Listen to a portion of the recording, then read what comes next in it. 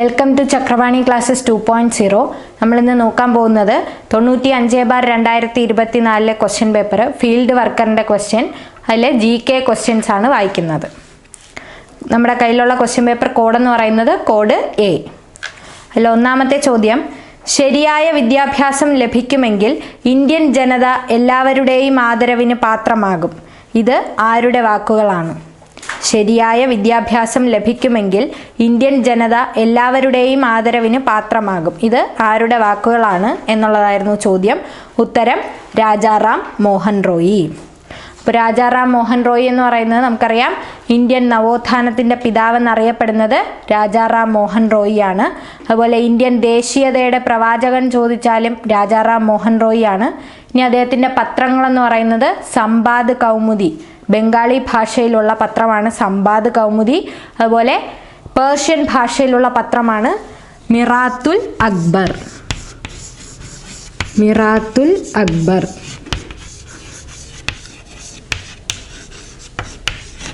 അപ്പോൾ പറഞ്ഞത് രാജാറാം മോഹൻ റോയിയുടെ 2 പത്രങ്ങളാണ് പറഞ്ഞത്. ഒന്നെന്ന് പറയുന്നത് സംബാദ് കൗമുദി ബംഗാളി ഭാഷയിലുള്ളതും മറ്റൊന്ന് മിറാത്തുൽ അക്ബർ പേർഷ്യൻ ഭാഷയിലുള്ള പത്രവും. അതുപോലെ ഇന്ത്യയിലെ സതി നിരോധിക്കാൻ വില്യം ബെന്റിക്കിനെ സഹായിച്ച നവോത്ഥാന നായകൻ ചോദിച്ചാലും രാജാറാം മോഹൻ റോയി ആണ്.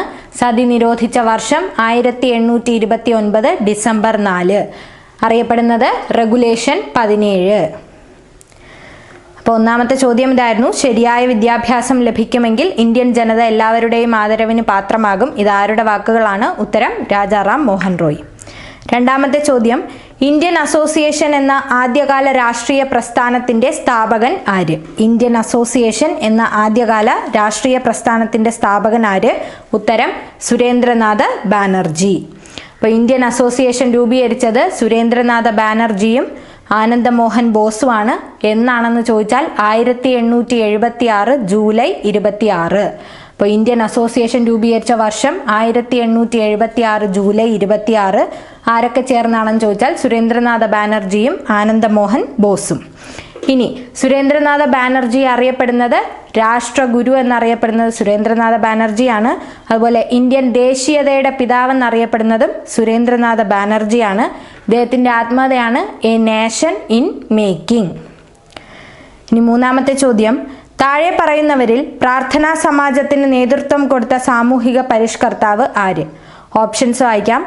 EV Ramaswamy Naicker, option B Atmaram Pandurang, option C Jyotiba Phule, option D Annie Besant. ഇതിൽ പ്രാർത്ഥനാ സമാജത്തിന് നേതൃത്വം കൊടുത്ത വ്യക്തി എന്ന് പറയുന്നത് ഉത്തരം ആത്മാറാം പാണ്ഡുരംഗ്. ഇനി പ്രാർത്ഥനാ സമാജം രൂപീകരിച്ച വർഷം ചോദിക്കുകയാണെങ്കിൽ 1867 മാർച്ച് 31. നാലാമത്തെ ചോദ്യം, നാവിക കലാപം നടന്നത് എവിടെയാണ്? ഉത്തരം വരുന്നത് ബോംബെ. നാവിക കലാപം നടന്നത് ബോംബെയിലാണ്. വർഷം ചോദിച്ചാൽ 1946 ഡിസംബർ 4. അഞ്ചാമത്തെ ചോദ്യം, താഴെ കൊടുത്തിരിക്കുന്നവരിൽ 3 വട്ടമേശ സമ്മേളനങ്ങളിലും പങ്കെടുത്തത് ആര്? Options A Gandhiji, B Jawaharlal Nehru, C Sardar Patel, D doctor BR Ambedkar. ഇതിൽ 3 വട്ടമേശ സമ്മേളനങ്ങളിലും പങ്കെടുത്ത വ്യക്തിയെ ചോദിക്കുകയാണെങ്കിൽ ഉത്തരം വരുന്നത് ഡോക്ടർ BR അംബേദ്കർ. മറ്റ് 2 പേർ ആരൊക്കെയാണ് 3 വട്ടമേശ സമ്മേളനങ്ങളിലും പങ്കെടുത്ത വ്യക്തികളെന്ന് പറയുന്നത്? ഒന്ന് ഡോക്ടർ BR അംബേദ്കർ, അടുത്തത് തേജ് ബഹാദൂർ സപ്രു, പിന്നെ വരുന്നത് ബീഗം ജഹന്നാര ഷാനവാസ്. അപ്പോൾ 3 വ്യക്തികളാണ് പറഞ്ഞത്. ഡോക്ടർ BR അംബേദ്കർ, ബീഗം ജഹന്നാര ഷാനവാസ്, പിന്നെ വരുന്നത് തേജ് ബഹാദൂർ സപ്രു. ഇവർ 3 പേരുമാണ് 3 വട്ടമേശ സമ്മേളനങ്ങളിലും പങ്കെടുത്ത വ്യക്തികളെന്ന് പറയുന്നത്.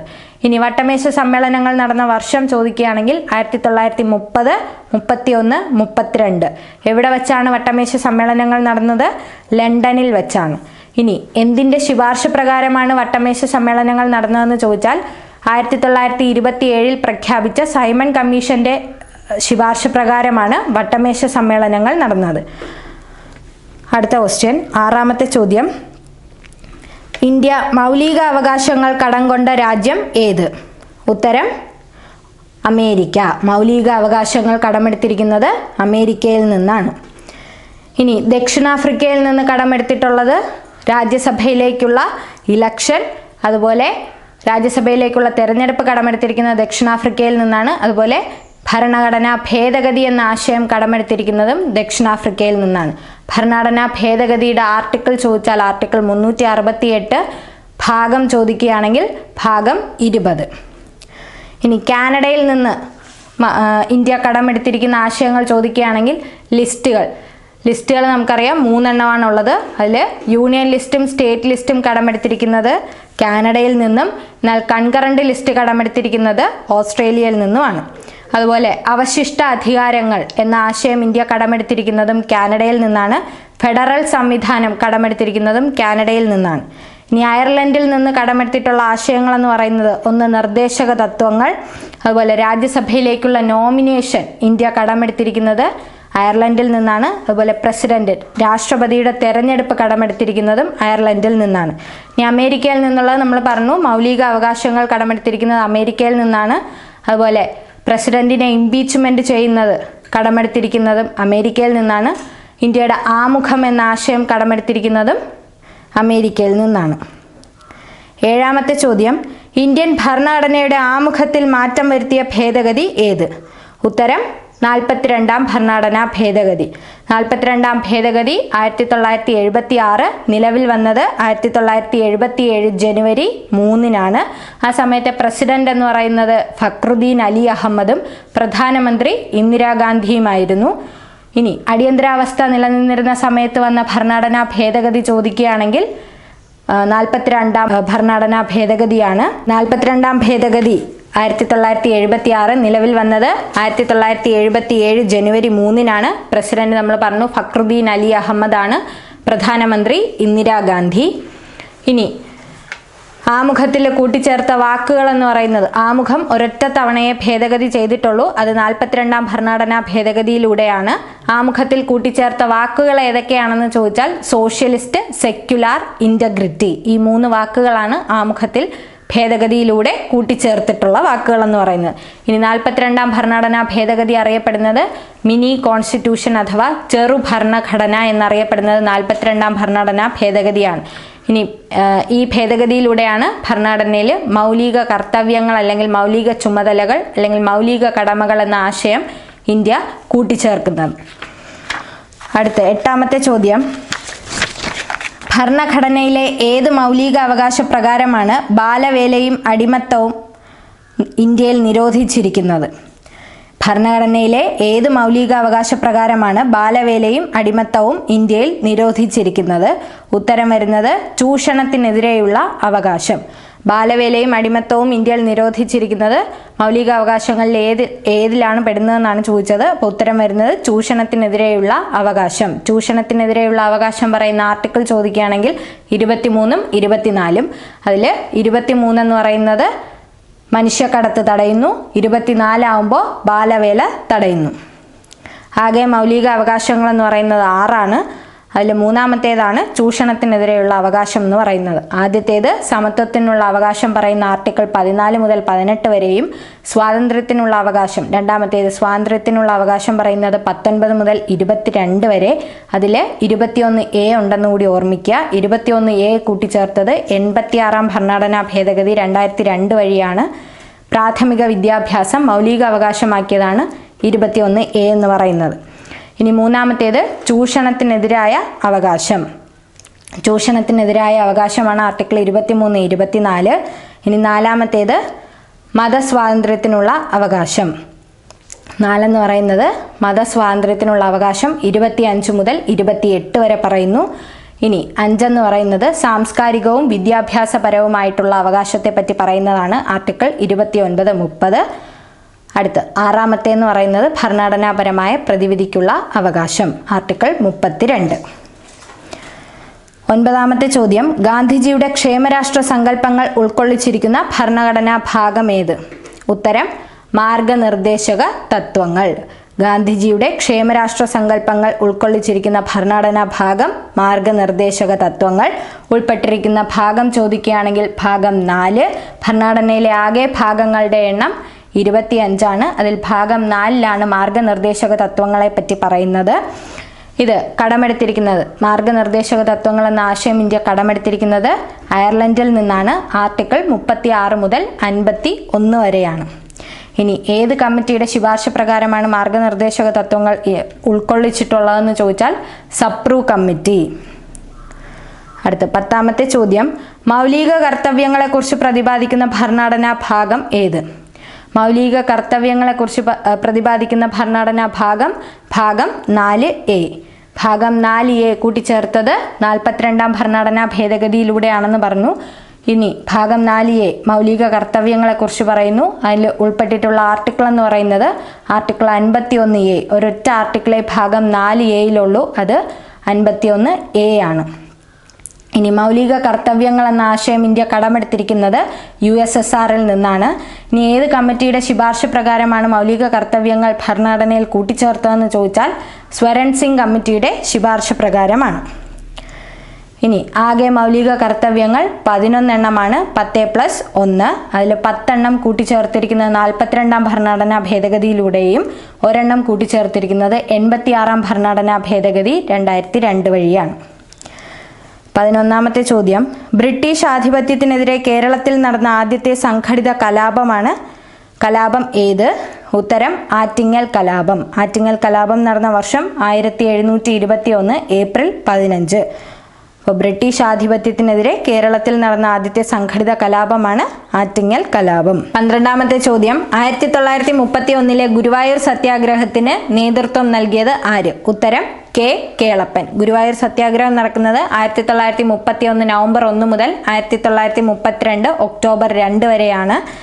ഇന്ന് നേതൃത്വം കൊടുത്ത വ്യക്തിയാണ് കെ കേളപ്പൻ എന്ന് പറയുന്നത്. കേരള ഗാന്ധി എന്നറിയപ്പെടുന്നത് കെ കേളപ്പനാണ്. അതുപോലെ പയ്യന്നൂർ ഉപ്പ് സത്യാഗ്രഹത്തിന് നേതൃത്വം നൽകിയ വ്യക്തിയെ ചോദിച്ചാലും കെ കേളപ്പനാണ്. ഇനി ഗുരുവായൂർ സത്യാഗ്രഹത്തിന്റെ ഓൾ ഇന്ത്യ ക്യാപ്റ്റൻ ചോദിക്കുകയാണെങ്കിൽ AKG ആണ്, AK ഗോപാലൻ. അതുപോലെ ഗുരുവായൂർ അമ്പലത്തിനകത്ത് കയറി മണിയടിച്ച അബ്രാഹ്മണനെ ചോദിച്ചാൽ P കൃഷ്ണപിള്ള. അദ്ദേഹത്തിന്റെ മുദ്രാവാക്യമാണ് സഖാക്കളെ മുന്നോട്ടെന്ന് പറയുന്നത്. ഇനി 13ാമത്തെ ചോദ്യം, ശരിയായത് തിരഞ്ഞെടുക്കുക. 1ാമത്തെ പ്രസ്താവന, മാറുമറയ്ക്കാനുള്ള അവകാശത്തിനായി തെക്കൻ തിരുവിതാംകൂറിൽ നടന്ന ലഹളയാണ് ചാന്നാർ ലഹള. 1ാമത്തെ പ്രസ്താവന, മാറുമറയ്ക്കാനുള്ള അവകാശത്തിനായി തെക്കൻ തിരുവിതാംകൂറിൽ നടന്ന ലഹളയാണ് ചാന്നാർ ലഹള. ശരിയായ പ്രസ്താവനയാണ്. 2ാമത്തെ പ്രസ്താവന, 1859 മാറുമറയ്ക്കാനുള്ള അവകാശം ചാന്നാർ സ്ത്രീകൾക്കും അനുവദിച്ചുകൊണ്ടുള്ള വിളംബരം പുറപ്പെടുവിച്ചത് ഉത്രം തിരുനാൾ മഹാരാജാവാണ്. അപ്പോൾ 2ാമത്തെ പ്രസ്താവന, 1859 മാറുമറയ്ക്കാനുള്ള അവകാശം ചാന്നാർ സ്ത്രീകൾക്ക് അനുവദിച്ചുകൊണ്ടുള്ള വിളംബരം പുറപ്പെടുവിച്ചത് ഉത്രം തിരുനാൾ മഹാരാജാവാണ്. ഇതും ശരിയായ പ്രസ്താവനയാണ്. അപ്പോൾ മാറുമറയ്ക്കൽ സമരം അല്ലെങ്കിൽ ചാന്നാർ ലഹള നടന്ന വർഷം ചോദിക്കുകയാണെങ്കിൽ 1859 ജൂലൈ 26. അപ്പോൾ ഇതിൽ തന്നിരുന്ന 2 പ്രസ്താവനകളും ശരിയാണ്. 14ാമത്തെ ചോദ്യം, ആത്മവിദ്യാ സംഘം സ്ഥാപിച്ചതാര്? ഉത്തരം വാഗ്ഭടാനന്ദൻ. ആത്മവിദ്യാ സംഘം സ്ഥാപിച്ചത് വാഗ്ഭടാനന്ദൻ. വർഷം ചോദിച്ചാൽ 1917. ആത്മവിദ്യാ സംഘത്തിന്റെ മുഖപത്രം അഭിനവ കേരളം. ഇനി വാഗ്ഭടാനന്ദന്റെ യഥാർത്ഥ നാമം ചോദിക്കുകയാണെങ്കിൽ വയലേരി കുഞ്ഞിക്കണ്ണൻ ഗുരുക്കൾ. ഇനി മലബാറിലെ ശ്രീനാരായണ ഗുരു എന്നറിയപ്പെടുന്നത് വാഗ്ഭടാനന്ദനാണ്. 15ാമത്തെ ചോദ്യം, 1817 പ്രൈമറി വിദ്യാഭ്യാസം സൗജന്യമാക്കിക്കൊണ്ട് വിളംബരം പുറപ്പെടുവിച്ച തിരുവിതാംകൂർ ഭരണാധികാരി ആര്? ഉത്തരം ഗൗരി പാർവതിഭായി. 1817 പ്രൈമറി വിദ്യാഭ്യാസം സൗജന്യമാക്കിക്കൊണ്ട് വിളംബരം പുറപ്പെടുവിച്ച തിരുവിതാംകൂർ ഭരണാധികാരി ഗൗരി പാർവതിഭായി. അടുത്ത 16ാമത്തെ ചോദ്യം, ഇന്ത്യയിലെ പുതിയ ചൈനീസ് സ്ഥാനപതി ആര്? ഉത്തരം ഷു ഫെയ് ഹോങ്.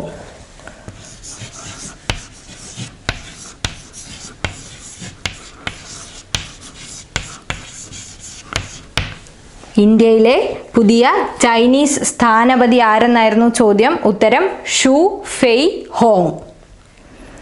17ാമത്തെ ചോദ്യം, കേരള സംസ്ഥാന ബാലാവകാശ കമ്മീഷൻ ചെയർമാൻ ആര്? ഉത്തരം KV മനോജ് കുമാർ. കേരള സംസ്ഥാന ബാലാവകാശ commission chairman KV Manoj Kumar. 18ാമത്തെ ചോദ്യം, സ്വാതന്ത്ര്യത്തിനു ശേഷം ഇന്ത്യയിലെ നാട്ടുരാജ്യങ്ങളെ സംയോജിപ്പിച്ചപ്പോൾ ഇന്ത്യൻ യൂണിയനിൽ ചേരാൻ വിസമ്മതിച്ച നാട്ടുരാജ്യങ്ങളുടെ പേര് താഴെ പറയുന്നു. അതിൽ കൂട്ടത്തിൽ ചേരാത്തത് കണ്ടുപിടിക്കുക. ഓപ്ഷൻസ് ഇതൊക്കെയാണ്. Option A Kashmir, option B Punjab, option C Hyderabad, option D Junagadh. അപ്പോൾ ചോദ്യം, സ്വാതന്ത്ര്യത്തിന് ശേഷം ഇന്ത്യയിലെ നാട്ടുരാജ്യങ്ങളെ സംയോജിപ്പിച്ചപ്പോൾ ഇന്ത്യൻ യൂണിയനിൽ ചേരാൻ വിസമ്മതിച്ച നാട്ടുരാജ്യങ്ങളുടെ പേര് താഴെ പറയുന്നു. അതിൽ കൂട്ടത്തിൽ ചേരാത്തത് കണ്ടുപിടിക്കുക. ഉത്തരം വരുന്നത് ഓപ്ഷൻ ബി പഞ്ചാബ്. 19ാമത്തെ ചോദ്യം, ആരായിരുന്നു പോറ്റി ശ്രീരാമലു? ഓപ്ഷൻസ് ഇതൊക്കെയാണ്. ഓപ്ഷൻ എ ഭരണഘടനാ നിർമ്മാണ സഭയുടെ അധ്യക്ഷൻ, ഓപ്ഷൻ ബി ഒരു നാട്ടുരാജാവ്, ഓപ്ഷൻ സി നെഹ്റു മന്ത്രിസഭയിലെ ഒരു മന്ത്രി, ഓപ്ഷൻ ഡി ആന്ധ്രാപ്രദേശ് സംസ്ഥാനത്തിന്റെ രൂപീകരണത്തിനായുള്ള നിരാഹാര സമരത്തെ തുടർന്ന് മരണമടഞ്ഞ വ്യക്തി. ഇതിൽ ഉത്തരം വരുന്നത് 4ാമത്തെ ഓപ്ഷനാണ്, ഓപ്ഷൻ ഡി ആന്ധ്രാപ്രദേശ് സംസ്ഥാനത്തിന്റെ രൂപീകരണത്തിനായുള്ള നിരാഹാര സമരത്തെ തുടർന്ന് മരണമടഞ്ഞ വ്യക്തിയാണ് ആരെന്ന് പറയുന്നത് പോറ്റി ശ്രീരാമലു. 20ാമത്തെ ചോദ്യം, സ്വാതന്ത്ര്യത്തിന് ശേഷം ഇന്ത്യയിൽ വിദേശ രാജ്യങ്ങളുടെ സഹായത്താൽ സ്ഥാപിച്ച ഇരുമ്പുരുക്ക് വ്യവസായങ്ങൾ താഴെ നൽകിയിരിക്കുന്നു.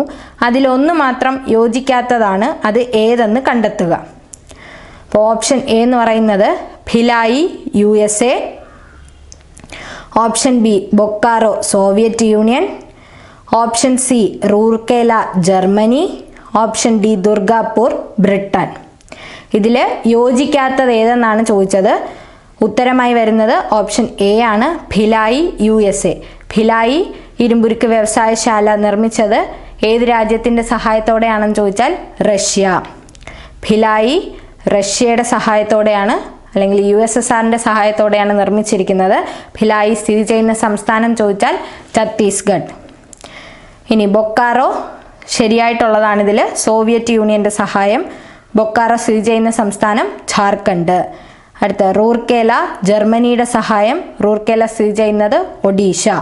ദുർഗാപൂർ ആണെങ്കിൽ ബ്രിട്ടന്റെ സഹായം, സ്ഥിതി ചെയ്യുന്ന സംസ്ഥാനം പശ്ചിമ ബംഗാൾ.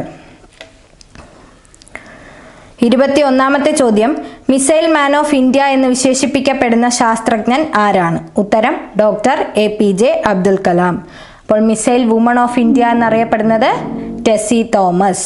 ഇവിടെ ചോദിച്ചത് missile man of India APJ Abdul Kalam, missile woman of India എന്ന് അറിയപ്പെടുന്നത് ടെസി തോമസ്.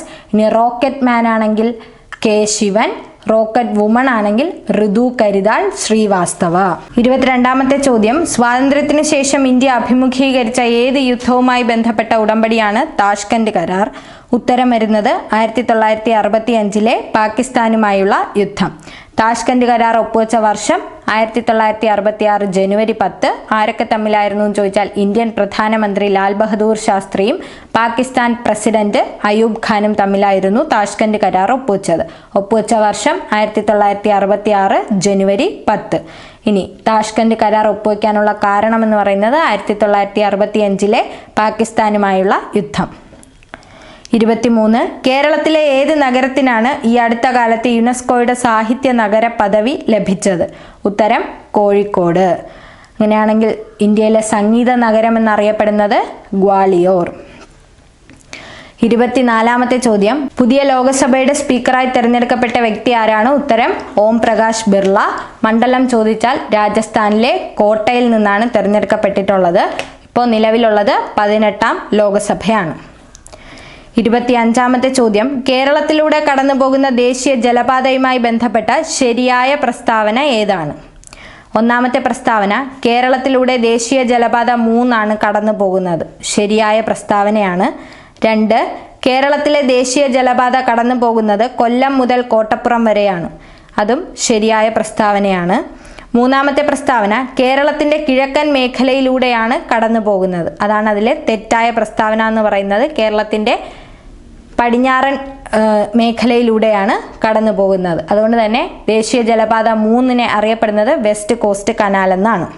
അപ്പോൾ ദേശീയ ജലപാത 3 കടന്നു പോകുന്നത് കൊല്ലം മുതൽ കോട്ടപ്പുറം വരെയാണ്, NW3.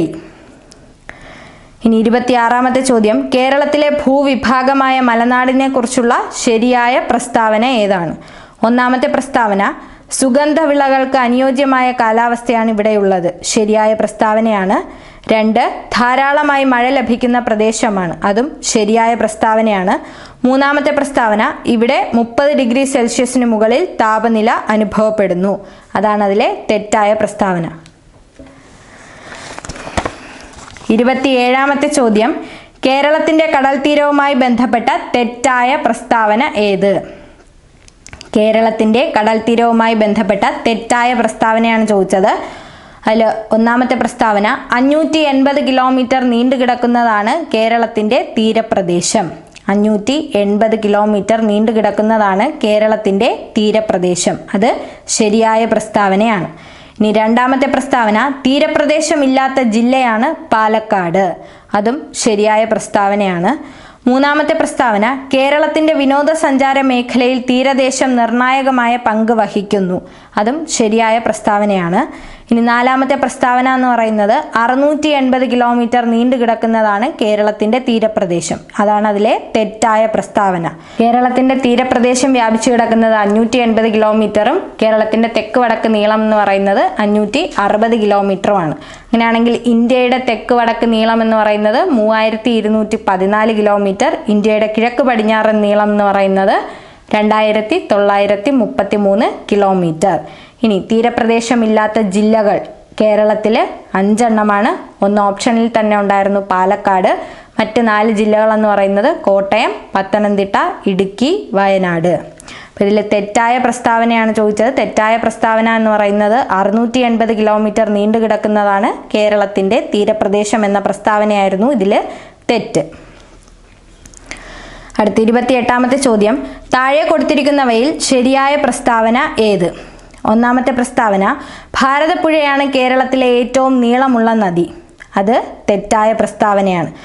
അപ്പോൾ കേരളത്തിലെ ഏറ്റവും നീളമുള്ള നദി എന്ന് പറയുന്നത് പെരിയാറാണ്.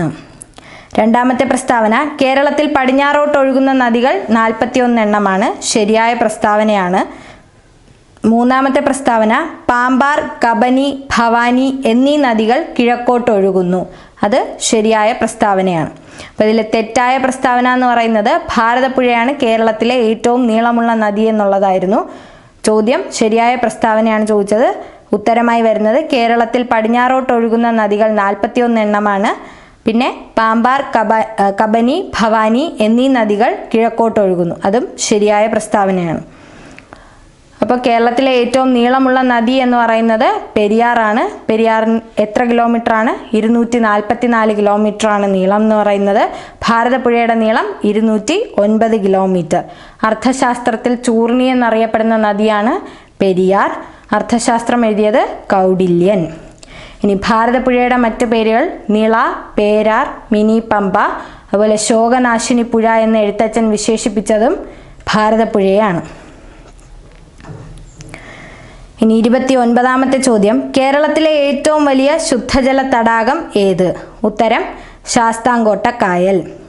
കേരളത്തിലെ ആകെ കായലുകളുടെ എണ്ണം 34ആണ്. അതിൽ 27 എണ്ണം കടലുമായി ചേർന്ന് കിടക്കുന്നു, 7 എണ്ണം ഉൾനാടൻ ജലാശയമാണ്. ഇനി കേരളത്തിലെ റംസാർ സൈറ്റിൽ നിന്ന് ഉൾപ്പെട്ടിട്ടുള്ള 3 തടാകങ്ങൾ അല്ലെങ്കിൽ കായലുകളാണുള്ളത്. അതിൽ ഒന്നെന്ന് പറയുന്നത് വേമ്പനാട്ട് കായൽ, 2 അഷ്ടമുടി കായൽ, 3 ശാസ്താംകോട്ട കായൽ. അതിൽ കേരളത്തിലെ ശുദ്ധജല തടാകമാണ് എന്ന് പറയുന്നത് ശാസ്താംകോട്ട കായൽ. ഏത് ജില്ലയിലാണെന്ന് ചോദിച്ചാൽ കൊല്ലം. ഇനി റംസാർ കൺവെൻഷൻ നടക്കുന്നത് 1971 ഫെബ്രുവരി 2-നാണ്. ഫെബ്രുവരി 2-ന്റെ പ്രത്യേകത ലോക തണ്ണീർത്തട ദിനം. 30ാമത്തെ ചോദ്യം, താഴെ കൊടുത്തിട്ടുള്ളതിൽ തെറ്റായ പ്രസ്താവന ഏതാണ്? ഒന്നാമത്തെ പ്രസ്താവന, കേരളത്തിലെ ആദ്യത്തെ ജലവൈദ്യുത പദ്ധതിയാണ് പള്ളിവാസൽ. അത് ശരിയായിട്ടുള്ള പ്രസ്താവനയാണ്. കേരളത്തിലെ ആദ്യത്തെ ജലവൈദ്യുത പദ്ധതിയാണ് പള്ളിവാസൽ. ശരിയായിട്ടുള്ള പ്രസ്താവനയാണ്. 2, പള്ളിവാസൽ ജലവൈദ്യുത പദ്ധതി ഇടുക്കി ജില്ലയിലാണ് സ്ഥിതി ചെയ്യുന്നത്. അതും ശരിയായിട്ടുള്ള പ്രസ്താവനയാണ്. മൂന്നാമത്തെ പ്രസ്താവന, പമ്പാ നദിയിലാണ് പള്ളിവാസൽ ജലവൈദ്യുത പദ്ധതി നിർമ്മിച്ചിരിക്കുന്നത്. അതാണ് ഇതിലെ തെറ്റായ പ്രസ്താവന. പള്ളിവാസൽ ജലവൈദ്യുത പദ്ധതി നിർമ്മിച്ചിരിക്കുന്നത് മുതിരമ്പുഴയിലാണ്. പള്ളിവാസൽ ജലവൈദ്യുത പദ്ധതി വന്ന വർഷം ചോദിക്കുകയാണെങ്കിൽ 1940. 1940-ലാണ് പള്ളിവാസൽ ജലവൈദ്യുത പദ്ധതി. അപ്പോൾ ഇതിലെ തെറ്റായ പ്രസ്താവന പമ്പാ നദിയിലാണ് പള്ളിവാസൽ ജലവൈദ്യുത പദ്ധതി നിർമ്മിച്ചിരിക്കുന്നത് എന്നുള്ളതായിരുന്നു. 31ാമത്തെ ചോദ്യം, ഇരവികുളം ദേശീയോദ്യാനവുമായി ബന്ധപ്പെട്ട് താഴെ സൂചിപ്പിക്കുന്നവയിൽ ശരിയായ പ്രസ്താവന ഏത്? ഒന്നാമത്തെ പ്രസ്താവന, കേരളത്തിലെ ആദ്യത്തെ ദേശീയോദ്യാനമാണ്. അത് ശരിയായിട്ടുള്ള പ്രസ്താവനയാണ്. 2, ഇടുക്കി ജില്ലയിൽ സ്ഥിതി ചെയ്യുന്നു. അതും ശരിയായിട്ടുള്ള പ്രസ്താവനയാണ്. ഇനി മൂന്നാമത്തെ പ്രസ്താവന, ഇവിടെ സിംഹവാലൻ കുരങ്ങുകളെ കാണാൻ കഴിയുന്നതാണ്. അതാണ് അതിലെ തെറ്റായിട്ടുള്ള പ്രസ്താവന. അപ്പോൾ ശരിയായിട്ടുള്ള പ്രസ്താവനയാണ് ചോദിച്ചത്. ആദ്യത്തേതും രണ്ടാമത്തേതുമാണ് ശരിയായിട്ടുള്ള പ്രസ്താവനകൾ ഒന്നുകൂടെ വായിക്കാം. കേരളത്തിലെ ആദ്യത്തെ ദേശീയോദ്യാനമാണ് ഇരവികുളം ദേശീയോദ്യാനം എന്ന് പറയുന്നത് ശരിയായിട്ടുള്ള പ്രസ്താവന. 2, ഇടുക്കി ജില്ലയിൽ സ്ഥിതി ചെയ്യുന്നു. അതും ശരിയാണ്. ഇനി മൂന്നാമത്തെ പ്രസ്താവന എന്ന് പറയുന്നത് ഇവിടെ സിംഹവാലൻ കുരങ്ങുകളെ കാണാൻ കഴിയുന്നതാണ്. അതായിരുന്നു അതിലെ തെറ്റായിട്ടുള്ള പ്രസ്താവന. ഇരവികുളം ദേശീയോദ്യാനത്തിൽ കാണപ്പെടുന്നത് വരയാടുകളെയാണ്. ഇനി സിംഹവാലൻ കുരങ്ങുകൾ കാണപ്പെടുന്നത് സൈലന്റ് വാലിയിലാണ്. അപ്പോൾ ഇരവികുളം ദേശീയോദ്യാനം നിലവിൽ വന്ന വർഷം ചോദിച്ചാൽ 1978. ഇനി സൈലന്റ് വാലി നിലവിൽ വന്നത് 1985 ദേശീയോദ്യാനമാകുന്നത്. 1984 ദേശീയോദ്യാനമായി പ്രഖ്യാപിക്കുന്നു. 85 ഉദ്ഘാടനം ചെയ്തത്. സൈരന്ധ്രി വനം അല്ലെങ്കിൽ നിശബ്ദ താഴ്വര എന്നൊക്കെ അറിയപ്പെടുന്നത് സൈലന്റ് വാലിയാണ്. സൈലന്റ് വാലിയിൽ നിന്ന് ഉത്ഭവിക്കുന്ന നദിയാണ് തൂതപ്പുഴ. ഒഴുകുന്ന നദി കുന്തിപ്പുഴ. ഇനി നീലഗിരി ബയോസ്ഫിയറിന്റെ ഭാഗമായിട്ടുള്ള ദേശീയോദ്യാനം ചോദിച്ചാലും സൈലന്റ് വാലി. 32ാമത്തെ ചോദ്യം, കേരളത്തിലെ ഏറ്റവും വലിയ ജില്ല ഏത്? ഉത്തരമായി വരുന്നത് ഇടുക്കി. എറണാകുളം ജില്ലയുടെ കുട്ടമ്പുഴ പഞ്ചായത്ത് ഇടുക്കി ജില്ലയിലെ ഇടമലക്കുടിയോട് കൂട്ടിച്ചേർത്താണ് ഇടുക്കി ജില്ല ഇപ്പോൾ നിലവിൽ ഏറ്റവും വലിയ ജില്ലയായി നിൽക്കുന്നത്. 33ാമത്തെ ചോദ്യം, താഴെ കൊടുത്തിട്ടുള്ളവയിൽ ശരിയായ പ്രസ്താവന ഏതാണ്? ശരിയായിട്ടുള്ള പ്രസ്താവനയാണ് ചോദിച്ചത്. ഒന്നാമത്തെ പ്രസ്താവന, ഒളിമ്പിക്സിൽ മെഡൽ നേടിയ ആദ്യ മലയാളിയാണ് മാനുവൽ ഫ്രെഡറിക്. ഒന്നാമത്തെ പ്രസ്താവന, ഒളിമ്പിക്സിൽ മെഡൽ നേടിയ ആദ്യ മലയാളിയാണ് മാനുവൽ ഫ്രെഡറിക്. ഉത്തരം ശരിയാണ്. ഒന്നാമത്തെ പ്രസ്താവന ശരിയാണ്. ഇനി രണ്ടാമത്തെ പ്രസ്താവന, മാനുവൽ ഫ്രെഡറിക് ഒളിമ്പിക്സ് മെഡൽ നേടിയത് ഹോക്കിയിലാണ്. മാനുവൽ ഫ്രെഡറിക് ഒളിമ്പിക്സിൽ മെഡൽ നേടിയത് ഹോക്കിയിലാണ്. അതും ശരിയായിട്ടുള്ള പ്രസ്താവനയാണ്. ഇനി മൂന്നാമത്തെ പ്രസ്താവന, മാനുവൽ ഫ്രെഡറിക് ഒളിമ്പിക്സിൽ വെള്ളി മെഡലാണ് നേടിയത്. അത് തെറ്റായിട്ടുള്ള പ്രസ്താവനയാണ്. മാനുവൽ ഫ്രെഡറിക് ഒളിമ്പിക്സിൽ വെങ്കല മെഡലാണ് നേടിയത്. 1972 നടന്ന മ്യൂണിച്ച് ഒളിമ്പിക്സിലാണ് ഇദ്ദേഹം പങ്കെടുക്കുന്നത്. കണ്ണൂർ സ്വദേശിയാണ് മാനുവൽ ഫ്രെഡറിക് എന്ന് പറയുന്നത്. അതിൽ വെങ്കല മെഡലാണ് ഹോക്കിയിൽ മാനുവൽ ഫ്രെഡറിക് നേടിയത്. 34ാമത്തെ ചോദ്യം, ശരിയായ പ്രസ്താവന ഏതാണ്? ഒന്നാമത്തെ പ്രസ്താവന, 1956 നവംബർ 1 കേരള സംസ്ഥാനം രൂപീകരിച്ചു. ശരിയായിട്ടുള്ള പ്രസ്താവനയാണ്. രണ്ടാമത്തെ പ്രസ്താവന, കേരളത്തിലെ ഗവർണറാണ് ആരിഫ് മുഹമ്മദ് ഖാൻ. അതും ശരിയായിട്ടുള്ള പ്രസ്താവനയാണ്. മൂന്നാമത്തെ പ്രസ്താവന, കേരളത്തിലെ ഔദ്യോഗിക ഭാഷകളാണ് മലയാളം, ഇംഗ്ലീഷ് എന്നിവ. അതും ശരിയായിട്ടുള്ള പ്രസ്താവനയാണ്. നാലാമത്തെ പ്രസ്താവന, കേരളത്തിൻ്റെ ഔദ്യോഗിക പക്ഷി മയിലാണ്. അത് തെറ്റായ പ്രസ്താവനയാണ്. കേരളത്തിൻ്റെ ഔദ്യോഗിക പക്ഷി മലമുഴക്കി വേഴാമ്പൽ. ഇപ്പോൾ ഭാഷകളെ പറ്റി പറയുന്ന ഷെഡ്യൂൾ പറയുകയാണെങ്കിൽ ഷെഡ്യൂൾ 8 22 ഭാഷകളെ പറ്റിയാണ് ഷെഡ്യൂൾ 8 പറയുന്നത്. ഇനി മലയാളം ശ്രേഷ്ഠ ഭാഷാ പദവി ലഭിച്ചത് അല്ലെങ്കിൽ ക്ലാസിക്കൽ ഭാഷാ പദവി ലഭിച്ച വർഷം ചോദിക്കുകയാണെങ്കിൽ 2013 മെയ് 23 മലയാളത്തിന് ശ്രേഷ്ഠ ഭാഷാ പദവി ലഭിക്കുന്നത്. ഇവിടെ മെയ് 23 പറഞ്ഞതുകൊണ്ട് മെയ് 22 പ്രത്യേകത എന്ന് പറയുന്നത് ലോക ജൈവ വൈവിധ്യ ദിനം. അപ്പോൾ ഇതിൽ ശരിയായിട്ടുള്ള പ്രസ്താവനകളാണ് ചോദിച്ചത്. ശരിയായിട്ടുള്ള പ്രസ്താവനകൾ ഒന്നുകൂടെ പറയാം. 1956 നവംബർ 1 കേരള സംസ്ഥാനം രൂപീകരിച്ചു. പിന്നെ രണ്ടാമത്തെ പ്രസ്താവന, കേരളത്തിലെ ഗവർണറാണ് ആരിഫ് മുഹമ്മദ് ഖാൻ. മൂന്നാമത്തേത്, കേരളത്തിലെ ഔദ്യോഗിക ഭാഷകളാണ് മലയാളം, ഇംഗ്ലീഷ് എന്നിവ. ഇനി 35ാമത്തെ ചോദ്യം, ഇന്ത്യയിലെ ഉത്തരപർവ്വത മേഖലയിൽ ഉൾപ്പെടാത്തത് ഏതാണ്? ഓപ്ഷൻസ്, ട്രാൻസ് ഹിമാലയം, ഹിമാലയം, കിഴക്കൻ കുന്നുകൾ, ആരവല്ലി. ഇതിൽ ഉത്തരപർവ്വത മേഖലയിൽ ഉൾപ്പെടാത്തത് ഓപ്ഷൻ ഡി, ആരവല്ലി. ഇന്ത്യയുടെ വടക്ക് പടിഞ്ഞാറ് സ്ഥിതി ചെയ്യുന്ന മലനിരകളാണ് എന്ന് പറയുന്നത് ആരവല്ലി പർവ്വതനിരകൾ. ഇനി ദിൽവാര ക്ഷേത്രങ്ങൾ കാണപ്പെടുന്നത് ആരവല്ലി പർവ്വതനിരയിലാണ്. ഇനി സുഖവാസ കേന്ദ്രമായ മൗണ്ട് അബു ആരവല്ലി പർവ്വതനിരയിലാണ്. ഏത് സംസ്ഥാനമാണെന്ന് ചോദിച്ചാൽ രാജസ്ഥാനിലാണ് മൗണ്ട് അബു.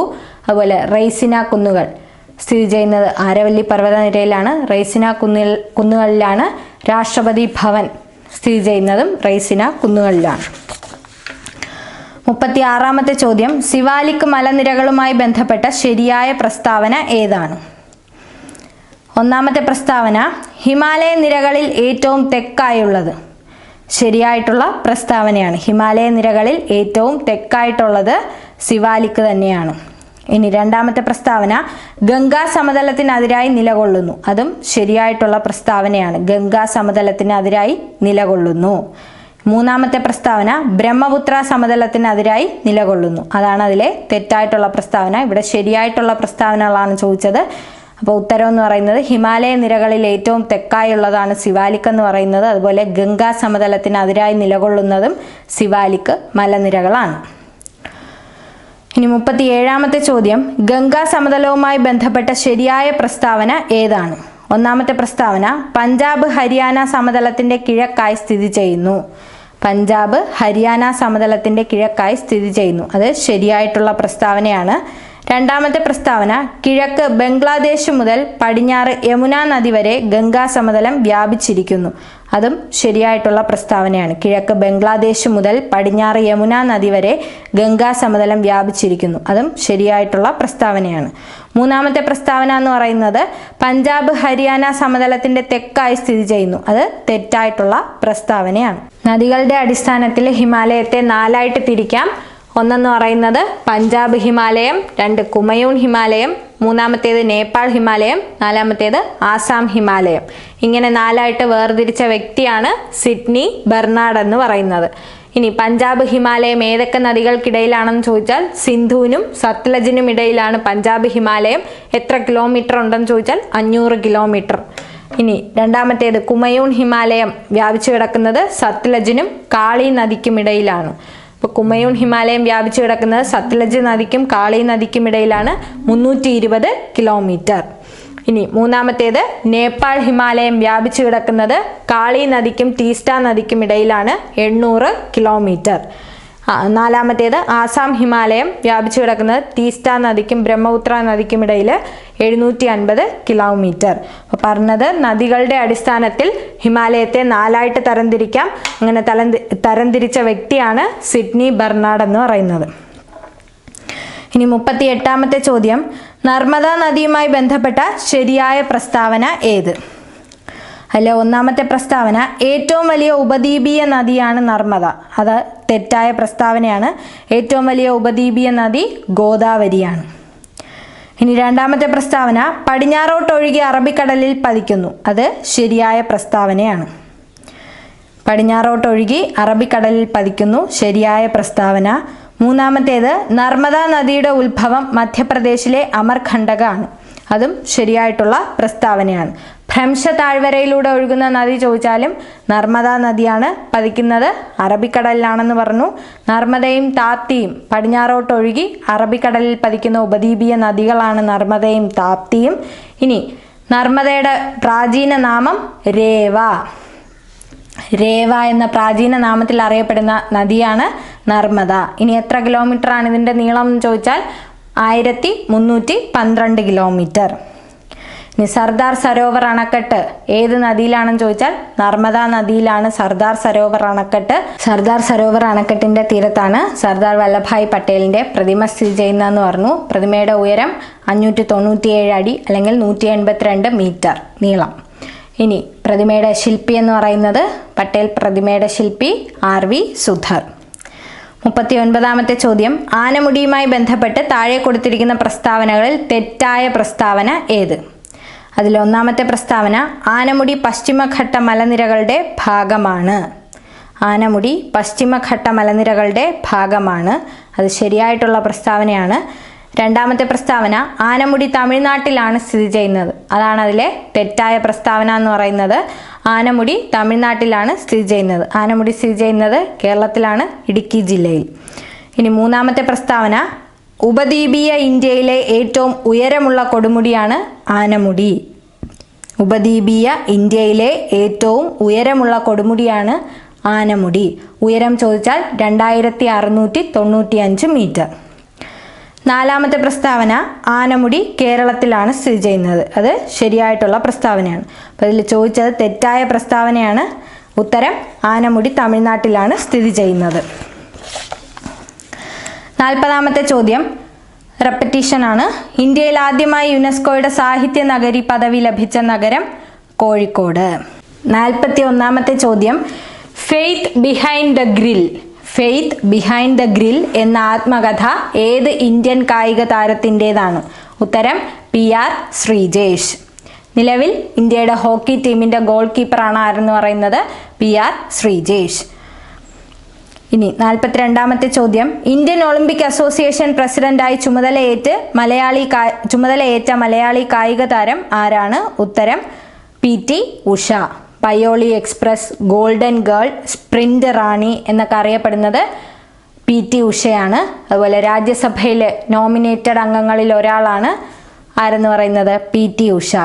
രാജ്യസഭയിലേക്ക് അംഗങ്ങളെ നോമിനേറ്റ് ചെയ്യുന്നത് ഇന്ത്യ കടമെടുത്തിരിക്കുന്നത് അയർലൻഡിൽ നിന്നാണ്. ഇനി 1984 ലോസ് ഏഞ്ചൽസ് ഒളിമ്പിക്സിൽ 400 മീറ്റർ ഹർഡിൽസിൽ ഫൈനലിലെത്തിയ മലയാളി ചോദിച്ചാലും ആര് തന്നെയാണ്? PT ഉഷ. 43ാമത്തെ ചോദ്യം, ഇന്ത്യൻ റെയിൽവേ ഈയിടെ ലോകത്തിലെ ഏറ്റവും ഉയരമേറിയ പാലത്തിലൂടെ തീവണ്ടിയുടെ പരീക്ഷണ യാത്ര നടത്തി. ഏത് നദിക്ക് കുറുകെയാണ് ഈ പാലം നിർമ്മിച്ചിരിക്കുന്നത്? ഉത്തരം ചെനാബ്. ഇനി എവിടെയാണ് ഇത് നിർമ്മിച്ചിരിക്കുന്നതെന്ന് ചോദിച്ചാൽ ജമ്മു ആൻഡ് കാശ്മീരിലാണ്. ഇനി സിന്ധുവിൻ്റെ പോഷക നദികളിൽ ഏറ്റവും വലിയ നദിയാണ് എന്ന് പറയുന്നത് ചെനാബ്. അടുത്തത് 44ാമത്തെ ചോദ്യം, മിയാൻഡർ. മിയാൻഡർ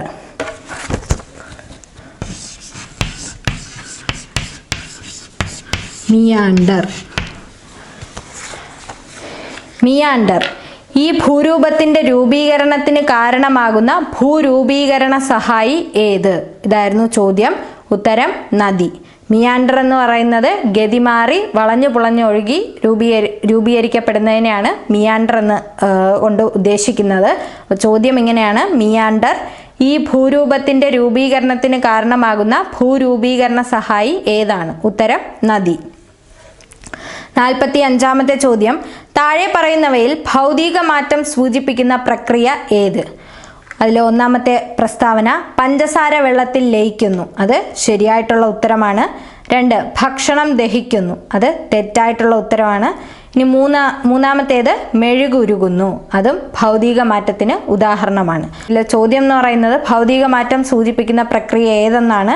ഉത്തരം പഞ്ചസാര വെള്ളത്തിൽ ലയിക്കുന്നു, അതുപോലെ മെഴുക് ഉരുകുന്നു. 46ാമത്തെ ചോദ്യം, റിസർവ് ബാങ്ക് ഓഫ് ഇന്ത്യയുടെ പ്രവർത്തനങ്ങളിൽ ഉൾപ്പെടാത്തത് ഏത്? ഓപ്ഷൻസ്: ഓപ്ഷൻ എ വായ്പാ നിയന്ത്രണം, ഓപ്ഷൻ ബി കറൻസി നോട്ട് അച്ചടിക്കൽ, ഓപ്ഷൻ സി നിക്ഷേപകരിൽ നിന്ന് നിക്ഷേപം സ്വീകരിക്കൽ, ഓപ്ഷൻ ഡി ഗവൺമെന്റിന്റെ ബാങ്ക്. ഇതിൽ ഉത്തരമായി വരുന്നത് ഓപ്ഷൻ സി ആണ്, നിക്ഷേപകരിൽ നിന്ന് നിക്ഷേപം സ്വീകരിക്കൽ. അത് RBIയുടെ പ്രവർത്തനങ്ങളിൽ ഉൾപ്പെടാത്തതാണ്. ഇനി RBI നിലവിൽ വന്ന വർഷം ചോദിക്കുകയാണെങ്കിൽ 1935 April 1 reserve bank of India നിലവിൽ വരുന്നത്. ആദ്യ ആസ്ഥാനം കൊൽക്കത്തയിലായിരുന്നു. അതിനുശേഷം ഇപ്പോൾ നിലവിൽ RBIയുടെ ആസ്ഥാനം എന്ന് പറയുന്നത് മുംബൈ ആണ്. ഇനി RBIയുടെ ചിഹ്നത്തിലെ അടയാളങ്ങളെന്ന് പറയുന്നത് എണ്ണപ്പനയും കടുവയുമാണ്. RBI നാഷണലൈസ് ചെയ്ത് ദേശസാൽക്കരിച്ച വർഷം ചോദിച്ചാൽ 1949 ജനുവരി 1 RBI ദേശസാൽക്കരിക്കുന്നത്. ഇനി നിലവിൽ RBIയുടെ ഗവർണർ എന്ന് പറയുന്നത് ശക്തികാന്ത ദാസ്. എത്രാമത്തെ ഗവർണറാണെന്ന് ചോദിച്ചാൽ 25ാമത്തെ RBI ഗവർണറാണ് ശക്തികാന്ത ദാസ്. ഇനി RBI ആയിട്ടുള്ള കറണ്ട് അഫെയർ ആണ്. RBIയുടെ റിപ്പോ റേറ്റ് എത്ര ശതമാനമാണെന്ന് ചോദിച്ചാൽ 6.5%. Repo rate 6.5%. അതേസമയം റിവേഴ്സ് റിപ്പോ നിരക്കെന്ന് പറയുന്നത് 3.35%. ഇനി IMFൽ ഉൾപ്പെട്ടിട്ടുള്ള ഇന്ത്യയിൽ നിന്നുള്ള ബാങ്കാണ് എന്ന് പറയുന്നത് RBI. അപ്പോൾ 25ാമത്തെ RBI ഗവർണറാണ് നിലവിലെ ശക്തികാന്ത ദാസ്. 47ാമത്തെ ചോദ്യം, ISRO 2023 സെപ്റ്റംബർ 2 നടപ്പാക്കിയ ദൗത്യം ഏതാണ്? ഉത്തരം ആദിത്യ L1. 2023 സെപ്റ്റംബർ 2 നടപ്പാക്കിയ ദൗത്യമാണ് ആദിത്യ L1. 48ാമത്തെ ചോദ്യം, ബുക്കർ പുരസ്കാരം ഏതെല്ലാം രാജ്യങ്ങളിൽ പ്രസിദ്ധീകരിക്കുന്ന സാഹിത്യ കൃതികൾക്കാണ് നൽകുന്നത്? ബുക്കർ പുരസ്കാരം ഏതെല്ലാം രാജ്യങ്ങളിൽ പ്രസിദ്ധീകരിക്കുന്ന സാഹിത്യ കൃതികൾക്കാണ് നൽകുന്നത്? ഉത്തരം അയർലൻഡ് ആൻഡ് UK. അപ്പോൾ 2023 ബുക്കർ പുരസ്കാരം ലഭിച്ചത് പോൾ ലിഞ്ചിനാണ്. Paul Lynch. കൃതി ചോദിക്കുകയാണെങ്കിൽ പ്രോഫറ്റ് സോങ്. 2023 ബുക്കർ പുരസ്കാരം ലഭിച്ചത് പോൾ ലിഞ്ചിനാണ്. കൃതി പ്രോഫറ്റ് സോങ്. 49ാമത്തെ ചോദ്യം, രാജാറാം മോഹൻ റോയിയെ കുറിച്ചുള്ള തെറ്റായ പ്രസ്താവന തിരഞ്ഞെടുക്കുക. ഒന്നാമത്തേത് ഇന്ത്യൻ നവോത്ഥാനത്തിൻ്റെ പിതാവ്, ശരിയായിട്ടുള്ള പ്രസ്താവനയാണ്. രണ്ടാമത്തെ പ്രസ്താവന സതിയെ എതിർത്തു, അതും ശരിയായിട്ടുള്ള പ്രസ്താവനയാണ്. മൂന്നാമത്തേത് ആര്യസമാജ സ്ഥാപകൻ, അത് തെറ്റായിട്ടുള്ള പ്രസ്താവനയാണ്. ആര്യസമാജം സ്ഥാപിച്ചത് സ്വാമി ദയാനന്ദ സരസ്വതിയാണ് 1875. ഇനി നാലാമത്തെ പ്രസ്താവന ആധുനിക വിദ്യാഭ്യാസം നേടി, അത് ശരിയായിട്ടുള്ള പ്രസ്താവനയാണ്. രാജാറാം മോഹൻ റോയിയെ കുറിച്ച് തെറ്റായ പ്രസ്താവന ചോദിച്ചതിൻ്റെ ഉത്തരം എന്ന് പറയുന്നത് ആര്യസമാജ സ്ഥാപകൻ എന്നുള്ളതാണ് തെറ്റായിട്ടുള്ള ഉത്തരം. ആര്യസമാജം സ്ഥാപിച്ചത് 1875 സ്വാമി ദയാനന്ദ സരസ്വതിയാണ്. മൂൽ ശങ്കർ എന്നറിയപ്പെടുന്നത് സ്വാമി ദയാനന്ദ സരസ്വതിയാണ്. വേദങ്ങളിലേക്ക് മടങ്ങുക എന്ന് ആഹ്വാനം ചെയ്തത് സ്വാമി ദയാനന്ദ സരസ്വതിയാണ്. ഇന്ത്യ ഇന്ത്യക്കാർക്കെന്നുള്ള മുദ്രാവാക്യം സ്വാമി ദയാനന്ദ സരസ്വതിയാണ്. ഇനി ഇദ്ദേഹത്തിൻ്റെ വിശ്വാസ ആദർശങ്ങൾ ഉൾക്കൊള്ളിച്ചുകൊണ്ടുള്ള പുസ്തകമാണ് എന്ന് പറയുന്നത് സത്യാർത്ഥ പ്രകാശം. ഇനി ശുദ്ധി പ്രസ്ഥാനത്തിന് നേതൃത്വം നൽകിയതും സ്വാമി ദയാനന്ദ സരസ്വതിയാണ്. 50ാമത്തെ ചോദ്യം, SIP എന്ന പദ്ധതിയുടെ പൂർണ്ണ രൂപം എന്ത്? ഉത്തരം systematic investment plan. Systematic investment plan, SIP. 51ാമത്തെ ചോദ്യം, വില്യം ഹാർവേ താഴെ പറയുന്നവയിൽ ഏതുമായി ബന്ധപ്പെട്ടിരിക്കുന്നു? ഓപ്ഷൻസ് രക്തചംക്രമണം, പരിണാമ സിദ്ധാന്തം, ജനിതക ശാസ്ത്രം, ജീവികളുടെ വർഗീകരണം. ഇതിൽ വില്യം ഹാർവേ ബന്ധപ്പെട്ടിരിക്കുന്നത് ഉത്തരം രക്തചംക്രമണം. 52ാമത്തെ ചോദ്യം, 3 വട്ടമേശ സമ്മേളനങ്ങളിലും പങ്കെടുത്ത ഇന്ത്യൻ നേതാവ്. വീണ്ടും ആ ക്വസ്റ്റ്യൻ റിപ്പീറ്റ് ചെയ്തിരിക്കുകയാണ്. 52ാമത്തെ ചോദ്യം, 3 വട്ടമേശ സമ്മേളനങ്ങളിലും പങ്കെടുത്ത ഇന്ത്യൻ നേതാവ്. ഇതിലെ ഓപ്ഷൻസ് മഹാത്മാഗാന്ധി, സരോജിനി നായിഡു, BR അംബേദ്കർ, ലാൽ ബഹദൂർ ശാസ്ത്രി. ഉത്തരം BR അംബേദ്കർ. 53ാമത്തെ ചോദ്യം, മനുഷ്യ ശരീരത്തിലെ അരിപ്പ എന്നറിയപ്പെടുന്ന അവയവം. മനുഷ്യ ശരീരത്തിലെ അരിപ്പ എന്നറിയപ്പെടുന്ന അവയവം ഏത്? ഉത്തരം വൃക്ക. അതുപോലെ മനുഷ്യ ശരീരത്തിലെ പ്രധാനപ്പെട്ട വിസർജന അവയവം ചോദിച്ചാലും വൃക്ക തന്നെയാണ്. വൃക്കയെക്കുറിച്ചുള്ള പഠനം നെഫ്രോളജി. വൃക്കയുടെ അടിസ്ഥാന ഘടകം ചോദിക്കുകയാണെങ്കിൽ നെഫ്രോണുകൾ. 54ാമത്തെ ചോദ്യം, ദന്തക്ഷയത്തിന് കാരണമായി പ്രവർത്തിക്കുന്ന ആസിഡ് ഏതാണ്? ഉത്തരം ലാക്റ്റിക് ആസിഡ്. ദന്തക്ഷയത്തിന് കാരണമായി പ്രവർത്തിക്കുന്ന ആസിഡ് ലാക്റ്റിക് ആസിഡ്. 55ാമത്തെ ചോദ്യം, വിറ്റാമിൻ ഡിയുടെ അപര്യാപ്തത മൂലം ഉണ്ടാകുന്ന രോഗമാണ് ഡാഷ്. ഉത്തരം കണ. വിറ്റാമിൻ ഡിയുടെ അപര്യാപ്തത മൂലം ഉണ്ടാകുന്ന രോഗമാണ് കണ. വിറ്റാമിൻ എയുടെ അപര്യാപ്തത കൊണ്ടുണ്ടാകുന്നത് നിശാന്തതയും സിറോഫ്താൽമിയയും. വിറ്റാമിൻ ബി ആണെങ്കിൽ beriberi. Vitamin C scurvy. Vitamin D ആണ് ഇപ്പോൾ ചോദിച്ചത്, ഉത്തരം കണ. ഇനി വിറ്റാമിൻ ഇ വന്ധ്യത. അടുത്ത വിറ്റാമിൻ കെയുടെ അഭാവം മൂലം ഉണ്ടാകുന്നത് ഹീമോഫീലിയ അഥവാ രാജകീയ രോഗം. 56ാമത്തെ ചോദ്യം, സങ്കര ഇനം വിളകളെ സംബന്ധിച്ച് താഴെ തന്നിട്ടുള്ള പ്രസ്താവനകളിൽ ശരിയായവ ഏതെല്ലാം? അതിൽ ഒന്നാമത്തെ പ്രസ്താവന ഉജ്ജ്വല നെൽവിത്തിന് ഉദാഹരണമാണ്. അത് തെറ്റായിട്ടുള്ള പ്രസ്താവനയാണ്. ഉജ്ജ്വല സങ്കര ഇനം മുളകാണ്. രണ്ടാമത്തേത് ജ്യോതിക സങ്കര ഇനം പയർ വിത്തിന് ഉദാഹരണമാണ്. അത് ശരിയായിട്ടുള്ള പ്രസ്താവനയാണ്. മൂന്നാമത്തെ പ്രസ്താവന കിരൺ സങ്കര ഇനം വെണ്ടയാണ്. അതും ശരിയായിട്ടുള്ള പ്രസ്താവനയാണ്. നാലാമത്തെ പ്രസ്താവന മുക്തി സങ്കര ഇനം വഴുതനയാണ്. അത് തെറ്റായിട്ടുള്ള പ്രസ്താവനയാണ്. മുക്തി എന്ന് പറയുന്നത് സങ്കര ഇനം തക്കാളിയാണ്. അപ്പോൾ ഇതിൽ ശരിയായിട്ടുള്ളത് ജ്യോതിക സങ്കര ഇനം പയർവിത്തിന് ഉദാഹരണമാണ്, ശരിയാണ്. അടുത്ത രണ്ടാമത്തേത് കിരൺ സങ്കര ഇനം വെണ്ടയാണ്. 57ാമത്തെ ചോദ്യം, ദേശീയ ഊർജ സംരക്ഷണ ദിനമായി ആചരിക്കുന്നത് എന്നാണ്? ഉത്തരം ഡിസംബർ 14. ദേശീയ ഊർജ സംരക്ഷണ ദിനം ഡിസംബർ 14. ജൂൺ 5 ലോക പരിസ്ഥിതി ദിനം. സെപ്റ്റംബർ 16 ലോക ഓസോൺ ദിനം. മെയ് 22 ലോക ജൈവ വൈവിധ്യ ദിനം. ഇനി 58ാമത്തെ ചോദ്യം, ഇന്ത്യൻ ഹരിത വിപ്ലവത്തിൻ്റെ പിതാവ് എന്നറിയപ്പെടുന്നത് MS സ്വാമിനാഥൻ. എന്നാൽ ഹരിത വിപ്ലവത്തിൻ്റെ പിതാവെന്ന് മാത്രം ചോദിക്കുകയാണെങ്കിൽ നോർമൻ ബോർലോഗ്. ഇനി ധവള വിപ്ലവത്തിൻ്റെ പിതാവ് വർഗീസ് കുര്യൻ. അതുപോലെ ഇന്ത്യൻ പരിസ്ഥിതി ശാസ്ത്രത്തിൻ്റെ പിതാവിനെ ചോദിച്ചാൽ R മിശ്ര. അപ്പോൾ ഇന്ത്യൻ ഹരിത വിപ്ലവത്തിൻ്റെ പിതാവെന്നറിയപ്പെടുന്നത് MS സ്വാമിനാഥൻ. എന്നാൽ ഹരിത വിപ്ലവത്തിൻ്റെ പിതാവെന്ന് മാത്രം ചോദിച്ചാൽ നോർമൻ ബോർലോഗ്. ധവള വിപ്ലവത്തിൻ്റെ പിതാവ് ചോദിക്കുകയാണെങ്കിൽ വർഗീസ് കുര്യൻ. ഇന്ത്യൻ പരിസ്ഥിതി ശാസ്ത്രത്തിൻ്റെ പിതാവിനെ ചോദിച്ചാൽ R മിശ്ര. 59ാമത്തെ ചോദ്യം, കേരളത്തിലെ ഏറ്റവും കൂടുതൽ കണ്ടൽക്കാടുകളുള്ള ജില്ല? ഉത്തരം കണ്ണൂർ. കേരളത്തിലെ ഏറ്റവും കൂടുതൽ കണ്ടൽക്കാടുകളുള്ള ജില്ല കണ്ണൂർ. ഇനി കണ്ടൽക്കാടുകളുമായി ബന്ധപ്പെട്ട വ്യക്തി കല്ലേൽ പൊക്കുടൻ. അദ്ദേഹത്തിൻ്റെ ആത്മകഥയാണ് കണ്ടൽക്കാടുകൾക്കിടയിൽ എൻ്റെ ജീവിതം. ഇനി കേരളത്തിലെ കണ്ടൽ ഗവേഷണ കേന്ദ്രം സ്ഥിതി ചെയ്യുന്നത് ആയിരംതെങ്ങ്, കൊല്ലം ജില്ല. ഇനി കണ്ടൽക്കാട് ദിനമായി ആചരിക്കുന്നത് ജൂലൈ 26.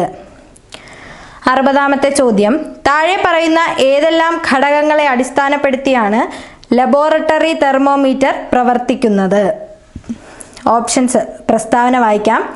ഒന്നെന്ന് പറയുന്നത് ദ്രാവകത്തിൻ്റെ സങ്കോചിക്കാനുള്ള കഴിവ്, 2 ദ്രാവകത്തിൻ്റെ വികസിക്കാനുള്ള കഴിവ്, 3 ദ്രാവകത്തിൻ്റെ വൈദ്യുതി കടത്തിവിടാനുള്ള കഴിവ്, 4 ദ്രാവകത്തിൻ്റെ ബാഷ്പീകരിക്കാനുള്ള കഴിവ്. ഇതിൽ ഏതെല്ലാം ഘടകങ്ങളെ അടിസ്ഥാനപ്പെടുത്തിയാണ് ലബോറട്ടറി തെർമോമീറ്റർ പ്രവർത്തിക്കുന്നതെന്ന് ചോദിച്ചാൽ 1 ദ്രാവകത്തിൻ്റെ സങ്കോചിക്കാനുള്ള കഴിവ്, അതുപോലെ ദ്രാവകത്തിൻ്റെ വികസിക്കാനുള്ള കഴിവ്. 61ാമത്തെ ചോദ്യം, പ്രകാശ പ്രകീർണനത്തിന് പ്രകൃതിയിൽ നിന്നുള്ള ഒരു ഉദാഹരണമാണ് ഡാഷ്. ഓപ്ഷൻസ് ഇതൊക്കെയാണ്: ഇടിമിന്നൽ, മഴവില്ല്, ആകാശത്തിൻ്റെ നീലിമ, സൂര്യൻ്റെ ചുവപ്പ് നിറം. ഇതിൽ പ്രകാശ പ്രകീർണനത്തിന് പ്രകൃതിയിൽ നിന്നുള്ള ഉദാഹരണം എന്ന് പറയുന്ന ഉത്തരം മഴവില്ല്.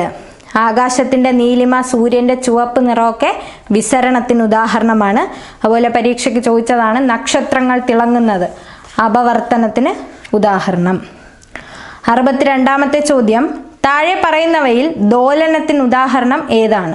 ഓപ്ഷൻസ്: എ പമ്പരം കറങ്ങുന്നത്, ഓപ്ഷൻ ബി ഞെട്ടറ്റ് വീഴുന്ന മാമ്പഴത്തിൻ്റെ ചലനം, ഓപ്ഷൻ സി ഊഞ്ഞാലിൻ്റെ ചലനം, ഓപ്ഷൻ ഡി സൂര്യന് ചുറ്റുമുള്ള ഗ്രഹങ്ങളുടെ ചലനം. ഇതിൽ ദോലനത്തിന് ഉദാഹരണം ഊഞ്ഞാലിൻ്റെ ചലനം. 63ാമത്തെ ചോദ്യം, ഒരു സോളാർ സെല്ലിൽ നടക്കുന്ന ഊർജ്ജമാറ്റം ഏതാണ്? ഉത്തരം സൗരോർജം വൈദ്യുതോർജ്ജമായി മാറുന്നു. സോളാർ സെല്ലിൽ നടക്കുന്ന ഊർജ്ജമാറ്റം സൗരോർജം വൈദ്യുതോർജ്ജമായി മാറുന്നു. 64ാമത്തെ ചോദ്യം, ഹൈഡ്രജനുമായി ബന്ധപ്പെട്ട് തെറ്റായ പ്രസ്താവന ഏത്? ഓപ്ഷൻസ് ഇതൊക്കെയാണ്. ഓപ്ഷൻ എ ഹൈഡ്രജൻ നിറമില്ലാത്ത വാതകമാണ്, അത് ശരിയാണ്. ഇനി ഓപ്ഷൻ ബി ഹൈഡ്രജൻ പെട്ടെന്ന് തീപിടിക്കുന്നതും പൊട്ടിത്തെറിക്കുന്നതുമായ വാതകമാണ്, അതും ശരിയാണ്. ഓപ്ഷൻ സി ഹൈഡ്രജൻ റോക്കറ്റിൽ ഇന്ധനമായി ഉപയോഗിക്കുന്നു, അതും ശരിയാണ്. ഓപ്ഷൻ ഡി എന്ന് പറയുന്നത് ഹൈഡ്രജൻ രൂക്ഷഗന്ധമുള്ള വാതകമാണ്, അതാണ് അതിലെ തെറ്റായ പ്രസ്താവന എന്ന് പറയുന്നത്. അപ്പോൾ ഹൈഡ്രജൻ രൂക്ഷഗന്ധമുള്ള വാതകമാണെന്നുള്ളതാണ് അതിലെ തെറ്റായ പ്രസ്താവന. ഇനി ഹൈഡ്രജൻ കണ്ടുപിടിച്ചത് ഹെൻറി കാവൻഡിഷ് ആണ്. 65ാമത്തെ ചോദ്യം, 2023 രസതന്ത്രത്തിനുള്ള നൊബേൽ പുരസ്കാരം ലഭിച്ചത് താഴെ പറയുന്ന ഏത് മേഖലയുമായി ബന്ധപ്പെട്ട കണ്ടുപിടുത്തത്തിനാണ്? ഓപ്ഷൻസ് ഇതൊക്കെയാണ്. ക്വാണ്ടം ഡോട്ടുകളുടെ കണ്ടുപിടുത്തത്തിനും അതിൻ്റെ സങ്കലനത്തിനും, ഓപ്ഷൻ ബി ഇലക്ട്രോൺ ഡയനാമിക്സ് പഠനവുമായി ബന്ധപ്പെട്ട്, ഓപ്ഷൻ സി ഓർഗാനിക് രസതന്ത്രവുമായി ബന്ധപ്പെട്ട്, ഓപ്ഷൻ ഡി സങ്കീർണമായ രാസപ്രക്രിയകൾ മനസ്സിലാക്കാനും പ്രവചിക്കാനും കഴിയുന്ന കാര്യക്ഷമമായ കമ്പ്യൂട്ടർ പ്രോഗ്രാമുകളെ കുറിച്ചുള്ള പഠനത്തിന്. ഇതിൽ ഉത്തരമായി വരുന്നത് ഓപ്ഷൻ എ ആണ്, ക്വാണ്ടം ഡോട്ടുകളുടെ കണ്ടുപിടുത്തത്തിനും അതിൻ്റെ സങ്കലനത്തിനും. 2023 രസതന്ത്രത്തിനുള്ള നൊബേൽ ലഭിച്ച 3 വ്യക്തികളാണ് Moungi Bawendi, Louis E Brus, Alexei Ekimov. ഇവർ 3 പേരും അമേരിക്കൻ സ്വദേശികളാണ്. അപ്പോൾ Moungi Bawendi, Louis E Brus, Alexei Ekimov എന്നിവർക്കാണ് 2023 നൊബേൽ സമ്മാനം ലഭിച്ചത്. എന്ത് കണ്ടുപിടുത്തത്തിനാണ് കിട്ടിയതെന്ന് ചോദിച്ചാൽ ക്വാണ്ടം ഡോട്ടുകളുടെ കണ്ടുപിടുത്തത്തിനും അതിൻ്റെ സങ്കലനത്തിനും. 66-ാമത്തെ ചോദ്യം, ഇന്ത്യയുടെ സൂര്യദൗത്യമായ ആദിത്യ L1 2023 സെപ്റ്റംബർ 2-ന് ISRO ശ്രീഹരിക്കോട്ടയിൽ നിന്ന് വിക്ഷേപിച്ചു. ഇതിൽ ആദിത്യ L1 എന്ന പേരിലുള്ള L1 എന്നത് എന്തിനെ സൂചിപ്പിക്കുന്നു? ഉത്തരം ലഗ്രാഞ്ചിയൻ പോയിന്റ് 1. L1 സൂചിപ്പിക്കുന്നത് ലഗ്രാഞ്ചിയൻ പോയിന്റ് 1. 67-ാമത്തെ ചോദ്യം, ഡ്രൈ ഡേ ആചരിക്കുന്നതിലൂടെ നിയന്ത്രിക്കാൻ കഴിയുന്ന രോഗം ഏതാണ്? ഓപ്ഷൻസ്: ഡെങ്കിപ്പനി, കോളറ, എലിപ്പനി, ഹെപ്പറ്റൈറ്റിസ്. ഇതിൽ ഉത്തരമായി വരുന്നത് ഡെങ്കിപ്പനി. അപ്പം ഡ്രൈ ഡേ ആചരിക്കുന്നതിലൂടെ നിയന്ത്രിക്കാൻ കഴിയുന്ന രോഗമാണ് ഡെങ്കിപ്പനി. 68-ാമത്തെ ചോദ്യം, അനോഫിലിസ് പെൺകൊതുകുകൾ പരത്തുന്ന രോഗം ഏതാണ്? ഓപ്ഷൻസ്: മന്ത്, ചിക്കൻഗുനിയ, മലമ്പനി, ഡെങ്കിപ്പനി. ഉത്തരം മലമ്പനി. അനോഫിലിസ് പെൺകൊതുകുകൾ പരത്തുന്ന രോഗം മലമ്പനി. 69, ക്ഷയരോഗത്തിന്റെ രോഗകാരി ഏതാണ്? ഉത്തരം മൈക്കോബാക്ടീരിയം ട്യൂബർകുലോസിസ്. ക്ഷയരോഗത്തിന്റെ രോഗകാരി മൈക്കോബാക്ടീരിയം ട്യൂബർകുലോസിസ്. ലോക ക്ഷയദിനമായി വരുന്നത് മാർച്ച് 24. ലോകക്ഷയദിനം മാർച്ച് 24. 70-ാമത്തെ ചോദ്യം, ജീവിതശൈലി രോഗം അല്ലാത്തത് ഏതാണ്? ഓപ്ഷൻസ്: അതിരോസ്ക്ലിറോസിസ്, ഓപ്ഷൻ ബി പ്രമേഹം, option C haemophilia, option D ഹൃദയാഘാതം. ഇതിൽ ജീവിതശൈലി രോഗം അല്ലാത്തത് ഹീമോഫീലിയയാണ്. ഹീമോഫീലിയ ഏത് വൈറ്റമിൻ്റെ കുറവ് മൂലം ഉണ്ടാകുന്ന രോഗമാണെന്ന് ചോദിച്ചാൽ വൈറ്റമിൻ കെ. രാജകീയ രോഗം എന്നറിയപ്പെടുന്നത് ഹീമോഫീലിയയാണ്. 71-ാമത്തെ ചോദ്യം, ലോക പ്രമേഹ ദിനമായി ആചരിക്കുന്നത് എന്നാണ്? ഉത്തരം നവംബർ 14. ലോക പ്രമേഹ ദിനമായി ആചരിക്കുന്നത് നവംബർ 14. അതുപോലെ ദേശീയ ശിശുദിനം ചോദിച്ചാലും നവംബർ 14 അപ്പോൾ ലോക ശിശുദിനമായി വരുന്നത് നവംബർ 20. 72-ാമത്തെ ചോദ്യം, പുകവലി മൂലം ശ്വാസകോശത്തെ ബാധിക്കുന്ന രോഗങ്ങൾ ഏതെല്ലാം? Options: emphysema, thrombosis, atherosclerosis, bronchitis. ഇതിൽ ഉത്തരമായി വരുന്നത് എംഫിസീമയും ബ്രോങ്കൈറ്റിസും. പുകവലി മൂലം ശ്വാസകോശത്തെ ബാധിക്കുന്ന രോഗങ്ങളാണ് എംഫിസീമയും ബ്രോങ്കൈറ്റിസും. 73-ാമത്തെ ചോദ്യം, ശരീരകലകളുടെ നിർമ്മാണത്തിന് ആവശ്യമായ പോഷക ഘടകം മാംസ്യം. ശരീരകലകളുടെ നിർമ്മാണത്തിന് ആവശ്യമായ പോഷക ഘടകം മാംസ്യം.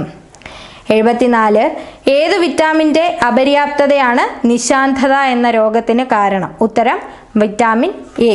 നിശാന്തത ഉണ്ടാകുന്നത് വിറ്റാമിൻ എയുടെ അപര്യാപ്തത മൂലമാണ്. 75-ാമത്തെ ചോദ്യം, സാമൂഹ്യനീതി വകുപ്പിന്റെ കീഴിലുള്ള സർക്കാർ വൃദ്ധസദനങ്ങളിലെ താമസക്കാരുടെ ആരോഗ്യ പരിരക്ഷയ്ക്കായുള്ള പദ്ധതി. സാമൂഹ്യ നീതി വകുപ്പിന്റെ കീഴിലുള്ള സർക്കാർ വൃദ്ധസദനങ്ങളിലെ താമസക്കാരുടെ ആരോഗ്യ പരിരക്ഷയ്ക്കായുള്ള പദ്ധതി വയോ അമൃതം. ഉത്തരം വയോ അമൃതം. 76-ാമത്തെ ചോദ്യം, HIV ബാധിതരുടെ മക്കൾക്ക് പ്രത്യേകം കരുതൽ നൽകാൻ കേരള സർക്കാർ നടപ്പിലാക്കിയ പദ്ധതിയാണ്? ഉത്തരം സ്നേഹപൂർവം. HIV ബാധിതരുടെ മക്കൾക്ക് പ്രത്യേകം കരുതൽ നൽകാൻ കേരള സർക്കാർ നടപ്പിലാക്കിയ പദ്ധതിയാണ് സ്നേഹപൂർവം. 77-ാമത്തെ ചോദ്യം, കേരളത്തിൽ കുങ്കുമപ്പൂ കൃഷി ചെയ്യുന്നത് ഏത് ജില്ലയിലാണ്? ഉത്തരം ഇടുക്കി. കേരളത്തിൽ കുങ്കുമപ്പൂ കൃഷി ചെയ്യുന്നത് ഇടുക്കി ജില്ലയിലാണ്. 78-ാമത്തെ ചോദ്യം, ജീവിതശൈലി രോഗങ്ങളുടെ നിയന്ത്രണത്തിനായി കേരള സർക്കാർ കൊണ്ടുവന്ന മൊബൈൽ ആപ്ലിക്കേഷൻ ഏതാണ്? ജീവിതശൈലി രോഗങ്ങളുടെ നിയന്ത്രണത്തിനായി കേരള സർക്കാർ കൊണ്ടുവന്ന മൊബൈൽ ആപ്ലിക്കേഷൻ ഏതാണ്? ഉത്തരം ശൈലി. 79-ാമത്തെ ചോദ്യം, കോവിഡ് വാക്സിൻ വികസിപ്പിക്കുന്നതിൽ നിർണായക പങ്കുവഹിച്ച് 2023 വൈദ്യശാസ്ത്ര നൊബേൽ സമ്മാനം കരസ്ഥമാക്കിയ ശാസ്ത്രജ്ഞർ ആരെല്ലാം? 2023 വൈദ്യശാസ്ത്ര നൊബേൽ കരസ്ഥമാക്കിയത് ആരൊക്കെയെന്നാണ് ചോദ്യം. ഉത്തരം Katalin Kariko, Drew Weissman. Katalin Kariko, Drew Weissman. 80-ാമത്തെ ചോദ്യം, 2023 പരിസ്ഥിതി ദിനാഘോഷങ്ങൾക്ക് ആതിഥേയത്വം വഹിച്ച രാജ്യം ഏതാണ്? ഉത്തരം ഐവറി കോസ്റ്റ് ആണ്. ഐവറി കോസ്റ്റ് എന്ന് പറയുന്നത് ഒരു ആഫ്രിക്കൻ രാജ്യമാണ്. ഇത് ഓപ്ഷനിൽ ഉത്തരമില്ല. ഇനി 2024 പരിസ്ഥിതി ദിനാഘോഷങ്ങൾക്ക് ആതിഥേയത്വം വഹിച്ച രാജ്യം ചോദിക്കുകയാണെങ്കിൽ സൗദി അറേബ്യ. ഇത്രയുമാണ് 80 ചോദ്യങ്ങൾ. GKയും സയൻസുമായി ബന്ധപ്പെട്ട 80 ചോദ്യങ്ങൾ.